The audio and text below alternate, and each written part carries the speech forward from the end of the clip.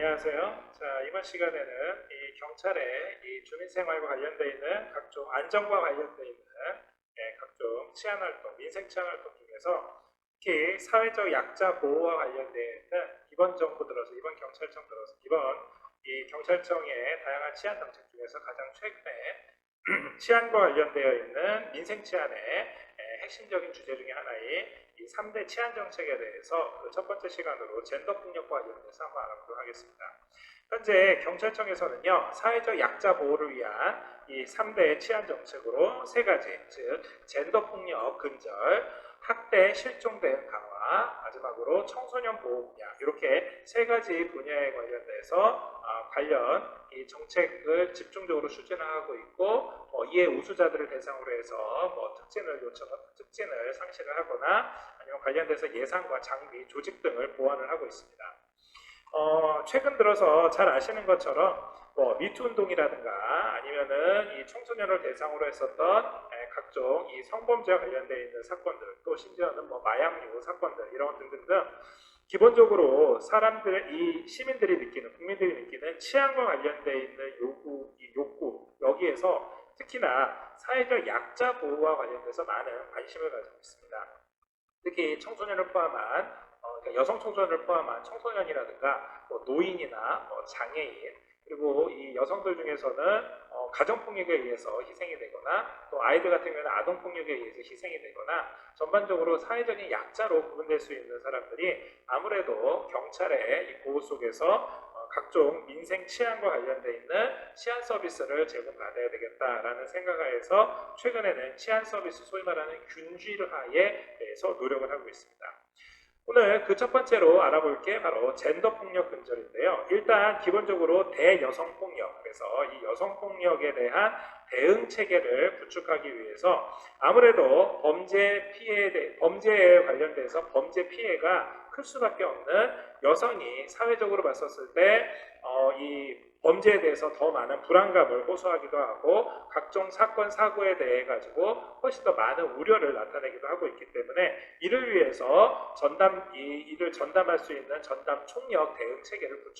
구축을 하고자 합니다.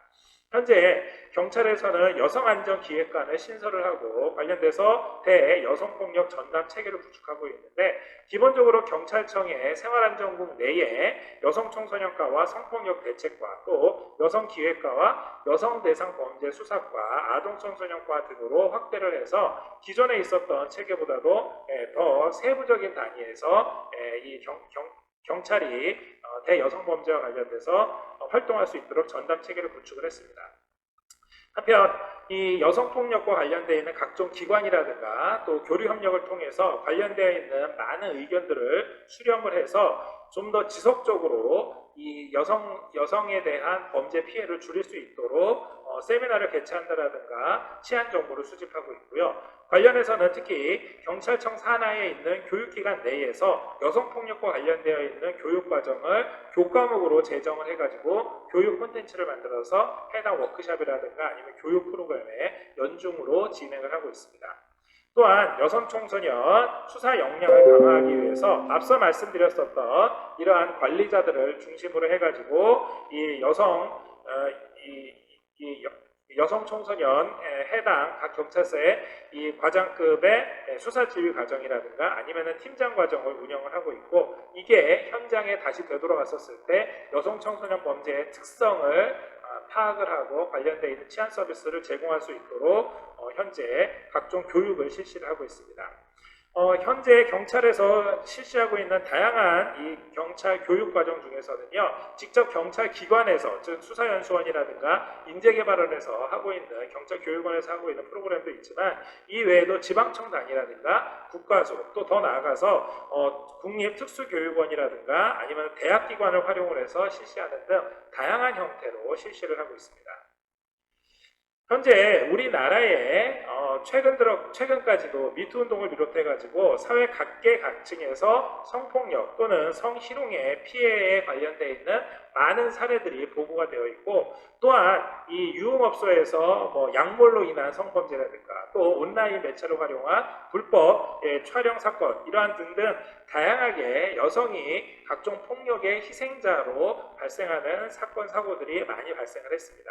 그러다 보니까 자연스럽게 이들 분야에 관련되어 있는 이 각종 사건의 특징들을 집중적으로 분석을 해서 현재 각종 사건에 대해서 합동 수사를 할 수 있는 합동 수사 체계를 구축을 하고, 특히 관계기관과 협의를 해서 불법 카메라를 탐지를 한다라든가 아니면은 약물을 활용한 성범죄를 예방할 수 있는 이러한 각종 정책들을 현재 개발을 하고 있습니다. 과거에 있었던 다른 성폭력 범죄들, 예를 들어서 이 연인들 간에 있었던 성폭력 범죄라든가 아니면은 제3자 전혀 모르는 이 낯선 사람에 의한 성폭력 범죄보다는 최근에는 가면 갈수록 카메라를 이용한 범죄라든가 아니면은 데이트 폭력에서 더 발전을 해가지고 부부간의 성폭력이라든가 또 내지는 이 가족 간의 성폭력이라든가 이러한 형태로 발전하는 경우도 있고, 특히 이 성폭력 범죄와 관련되어 있는 각종 영상물들이 온라인으로 퍼져나갈 때에는 사실 회복할 수 없는 굉장히 큰 2차, 3차 피해가 있을 수가 있기 때문에 결국은 이러한 성폭력을 사전에 근절하는 것이 가장 중요하다는 것을 경찰과 모든 관련되어 있는 이 단체들이 공감을 하고 있습니다. 특히 학교에서도 최근에는 성폭력과 관련되어 있는 범죄들이 많이 발생을 하고 있기 때문에 현재 학교 교육 과정에서도 성폭력 예방 교육을 실시를 하고 있고요. 또한 각종 영화라든가 드라마 또 소설을 통해서 여러분들이 잘 알고 있는 것처럼 이 장애 학생 대상으로 했었던 이 성폭력 사건들에 대해서도 이를 사전에 방배하기 위해 가지고 장애인 대상 또는 아동 대상 성범죄와 관련되어 있는 각종 교육과 각종 보호 프로그램들을 현재 추진을 하고 있습니다. 최근에는 2차 피해를 예방할 수 있는 방안들도 함께 구상을 하고 있는데, 과거에는 어떤 성폭력 범죄가 발생했었을 경우에 현장에서의 초동조치 그리고 그 초동조치 이후에 수사 과정에서 혹시 입을 수 있는 2차 폭력, 더 나아가서 사후에 사건이 종결된 이후에도 혹시 받을 수 있는 개인의 정보 공개에 의한 이러한 성폭력, 제2차 폭력을 예방할 수 있도록 경찰이 대응하는 전 과정, 말씀드린 것처럼 초동 단계, 수사 단계, 그리고 더 나아가서 사후 단계까지도 피해자가 2차 폭력을 당하지 않도록 세심한 보호를 할 수 있는 총괄 책임자들을 지정을 해놓고 있습니다. 또한 그 단계마다 모니터링 회의를 하고 모니터링 과정을 만들어 놓고 있고, 이를 위해서 혹시 있을지 모르는 만약의 사태를 대비해서 관련되어 있는 전문가라든가 협업 네트워크를 통해서 앞서 말씀드렸었던 학교 기관을 대상으로 해서 또 기타 성폭력 취약 지역이라든가 취약 대상자들, 그리고 피서철이라든가 아니면은 아동 장애인 이들을 대상으로 한 성폭력과 관련되어 있는 각종 케이스나 각종 특성들을 주변에 많은 네트워크를 통해 가지고서 서로 정보를 공유하고 관련되어 있는 교육 프로와 예방 프로그램을 진행을 하고 있습니다. 최근에는 성폭력 피해자를 대상으로 해서 이 표준 조사 모델도 개발을 해서 현재 이 개발된 표준 조사 모델에 따라서 피해자 진술 조서를 작성하는 단계, 그리고 또 성폭력 피해 범죄자들의 특성을 말씀드린 것처럼 과학적인 연구 자료를 통해서 외국의 자료와 비교를 해서 이거를 바탕으로 해서 성폭력 전문 수사관, 성폭력과 관련되어 있는 현장 수사관들이 관련되어 있는 전문가들, 예를 들어서 의사라든가 판사, 변호사, 또 심리학자나 아니면 각종 여성단체의 전문가들과 이들의 이 자문과 검토를 받아가지고 각종 이 성폭력과 관련돼서 성폭력 피해를 당한 이 피해 여성을 각종 조사를 하는 단계에서 특별하게 이 성폭력 조사 담당자들이 신경 써야지 될 부분, 예를 들어서 피해 진술의 중요성이라든가 이들 피해자들이 가지고 있는 법적인 지위를 보장해 주는 것, 성폭력 트라우마를 극복을 하는 방법이나 면담하는 과정에서의 혹시 있을지 모르는 2차 폭력을 사전에 예방하는 것, 그리고 더 나아가서 각각의 단계별로 기본적인 이 매뉴얼과 이 가이드라인을 만들어서 더 이상 이러한 피해가 없도록 사례를 데이터화 시키고 있습니다. 이러한 성폭력 외에도 최근에 뉴스에서 여러분들이 많이 보셨던 것처럼 가정폭력이라든가 아니면은 이 스토킹과 같은 데이트 폭력도 이러한 성폭력, 이 젠더 폭력의 이 근절 대책으로서 아주 중요한 이슈로 자리잡기하고 있습니다. 현재 가정폭력은 이제 더 이상 이제 집안의 문제가 아니라 사회 문제, 또 정확하게 집 안에서 부부간에 일어난 일이 아니라 이건 바로 범죄라는 인식 하에 경찰이 어떠한 사건보다도 좀 더 적극적으로 개입할 수 있는 이러한 체제를 현재 지향을 하고 있습니다. 현재 가정폭력과 관련돼서 매년 신고되고 있는 신고 건수가 20만 건이 넘을 정도로 굉장히 많은 신고가 현재 들어오고 있고요. 이거를 바탕으로 해서 실제 현장에 경찰이 출동을 해서 사건을 정식으로 수사를 통해서 입건을 해서 관련돼 있는 조치를 내린 게 연간으로 전체 약 6만여 건에 가까울 정도로 굉장히 많은 사건들이 현재 진행이 되고 있습니다. 또한 가정폭력 범죄를 각각의 단계별로 대응할 수 있는, 즉 앞서 말씀드린 것처럼 성폭력에서도 각각의 단계에서 대응했었던 것처럼 각 초동 단계에서 또 수사 단계에서 사후관리 단계에서 적극적으로 사건을 처리를 하고 적극적으로 개입을 하는 초동 단계, 또 수사 과정에서 혹시 있을지 모르는 가해자와 피해자를 서로 분리시켜서 2차 피해를 당하지 않게 하는 것, 더 나아가서 사후에도 가능하면은 이 피해자가 어떤 경제적으로나 사회복지적인 측면에서 책임감 있게 보호를 받을 수 있는 이러한 시스템들을 구축하기 위해서 노력을 하고 있고요. 그 결과 실제 현장에서 사건을 종결하는 것 외에도 각종 사건을 공식적으로 입건해서 이 공판 과정까지 송치하는 과정까지 하는 게 과거에 비해서 약 20% 이상 증가하는 등 적극적으로 경찰이 개입한 모습을 수치상으로도 확인할 수 있습니다. 뿐만이 아니라 상당수의 가정폭력이 거의 대부분 이 상습범에 의해서, 즉 한 번 이 가정폭력을 했었던 사람은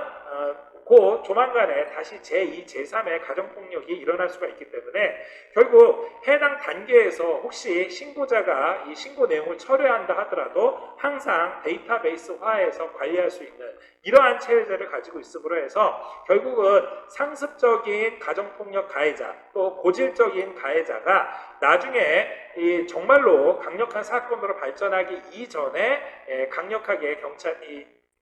경찰이 적극적으로 개입할 수 있도록 원칙을 세워놓고 있습니다. 자, 그 결과 실제 피해자 입장에서는 가해자가 아주 고질적으로 또 내지는 상습적으로 어떤 가정폭력을 행한다고 했었을 때 단순하게 이 사람과의 격리 내지는 접근 금지 요 정도만 원하는 게 아니라 어떤 경제적인 부담이라든가 아니면 그 이후에 이 가해자가 범죄 공력으로 인해서 어떠한 불이익 또는 경제적으로 어떠한 이 불이익을 받지 않을까 하는 것 때문에 결국 이 사건에 대해 가지고서 이 어떤 의사결정에 굉장히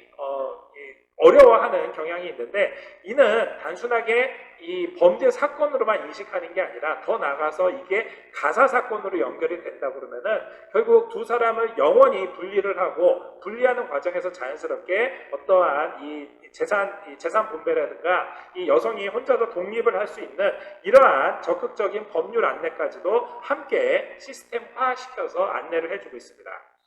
또한 지금 당장 만약에 가해자와 피해자가 분리가 됐을 경우에 이 피해자가 임시로 보호할 수 있을 만한 임시보호조치, 임시보호 장소 등도 마련을 해서 이 피해자들한테 안내를 해주고 있고요. 결국 이 재발이 있을지 모르는 이 가정폭력과 관련돼 있는 이 가해자와 피해자의 격리 그리고 더 나아가서 이들에 대해서 맞춤형으로 피해자들에 대해서 맞춤형으로 보호하거나 지원할 수 있는 이러한 체제를 최근에는 각 경찰서 단위로 학대 예방 경찰관을 지정을 해서 현재 서비스를 해주고 있습니다.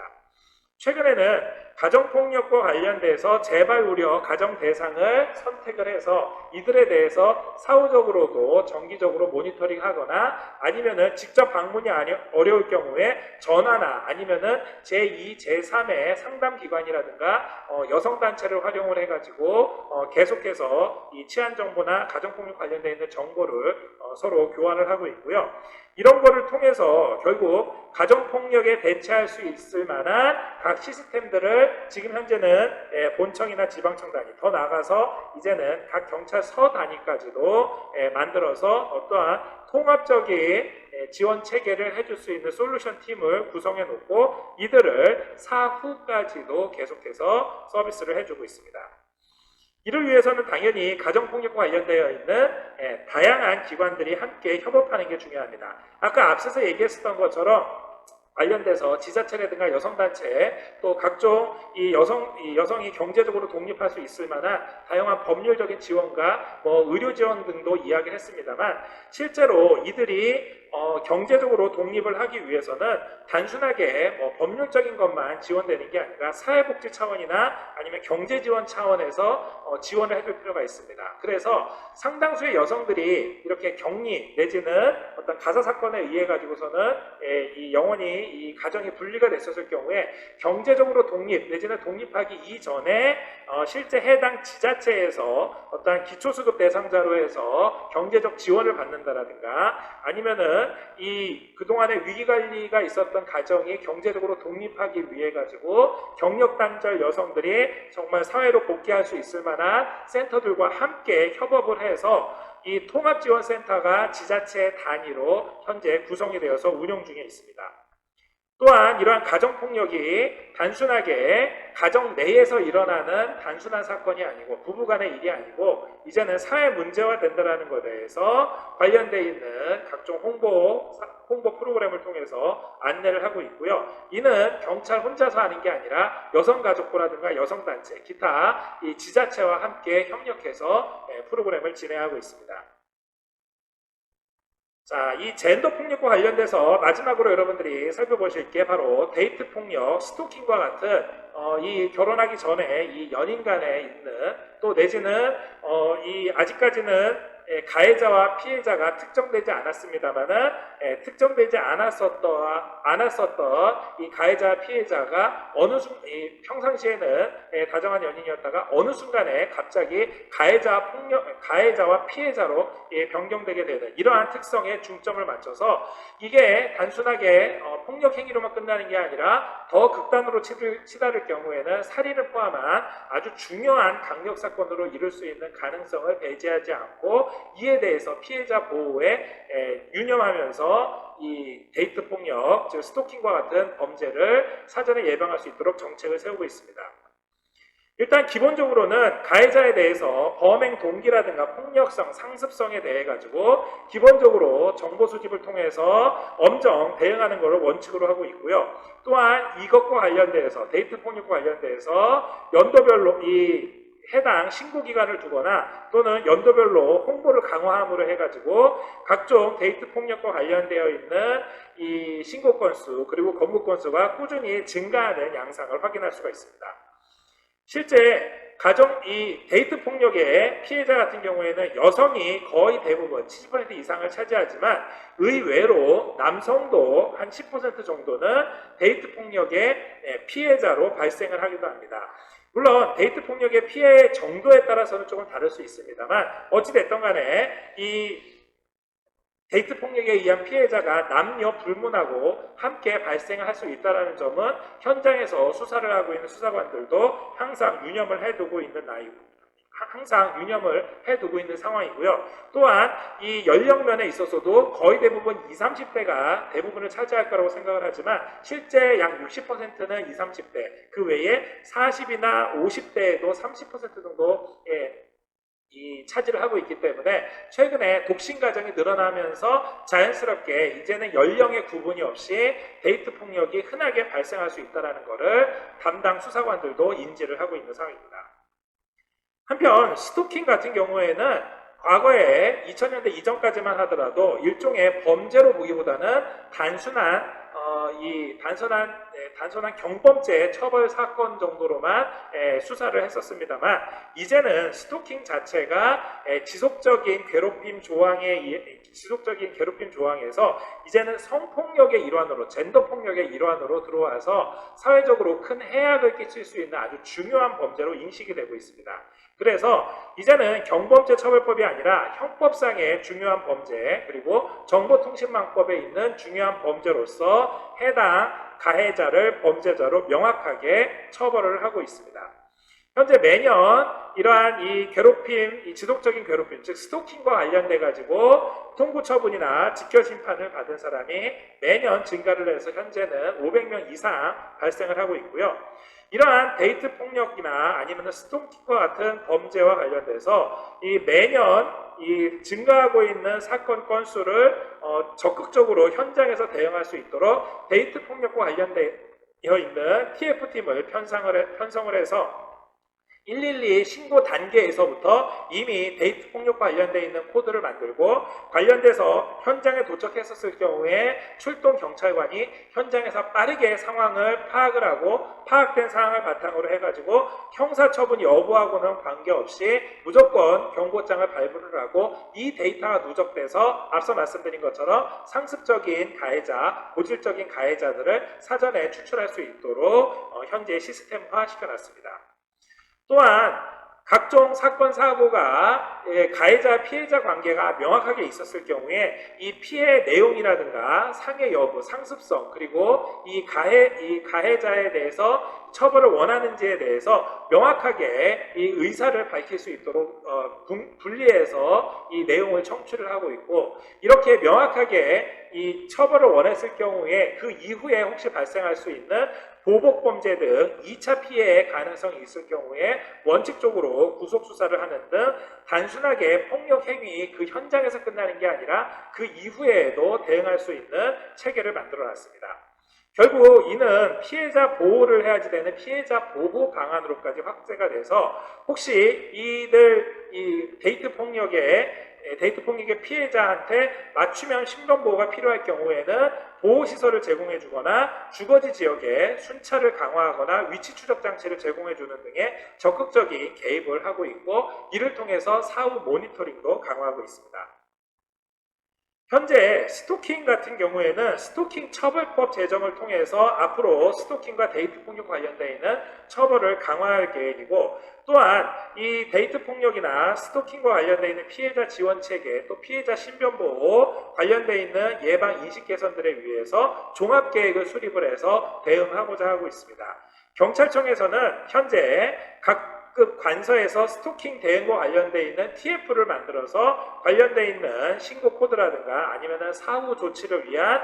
각종 프로그램들을 현재 매뉴얼화되어 있고 이거를 바탕으로 해서 최근에는 스마트워치라든가 아니면 각 지역에 있는 주거지 순찰을 강화하면서 해당 데서 직접 전화나 아니면 문자를 통해 가지고 이 스토킹이나 아니면 데이트 폭력과 관련되어 있는 피드백을 끊임없이 모니터링하고 있습니다.